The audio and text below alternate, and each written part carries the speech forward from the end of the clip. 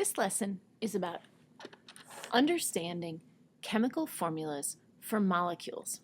First, we have to understand the difference between atoms and molecules.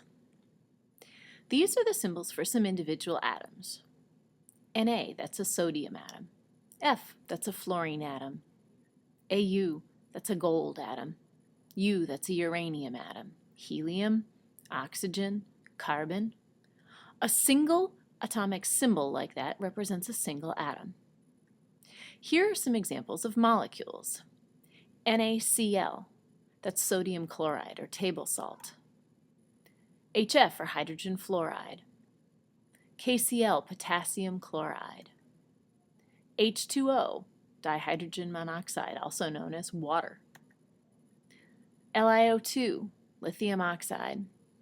What's different about these is we see that we have the symbols for multiple different atoms smushed together into a single chunk. This chunk represents a molecule. Make sure that in your notes you have this distinction. A molecule is what you get when two or more atoms join together with a chemical bond.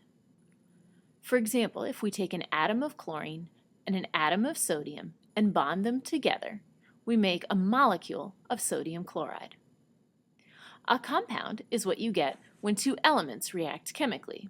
So the element sodium and the element chlorine react to form table salt. So the smallest piece of a compound that you can have is a single molecule of that compound. If you break that molecule up, you no longer have the same properties as the compound did.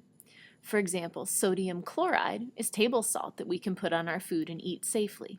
But if we were to break it into its individual elements, sodium is a highly explosive metal. In fact, if you take a chunk of sodium and throw it into water, there'll be a fairly brilliant explosion. And chlorine is a poisonous gas. If you breathe it, it'll kill you. So clearly, these two elements separately have very different properties than what happens when they're chemically bonded. Chemical formulas tell us what atoms are contained in the molecules of a particular compound. So here's the chemical formula H2SO4. Let's understand what the letters and numbers mean here. The H with the 2 down below, we call that to a subscript. Sub means below. That's a subscript. That says we have two atoms of the element hydrogen. Notice that the subscript tells you about the letter that comes before it.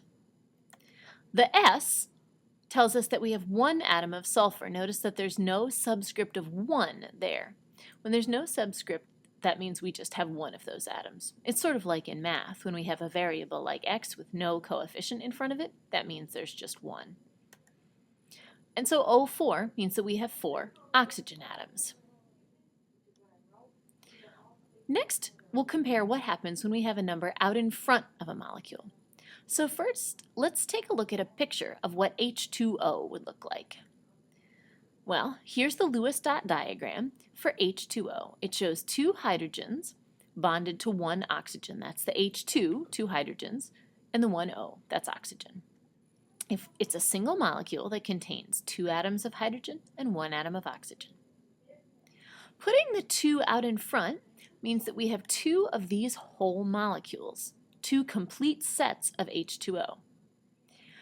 If I were to count up all of the atoms in these molecules, I'd see that I have a total of 4 hydrogen atoms, 2 atoms in each of 2 molecules. And then I have 2 total oxygen atoms, 1 atom in each of 2 molecules. The number out in front, we call it the coefficient, and it tells us how many total molecules we have.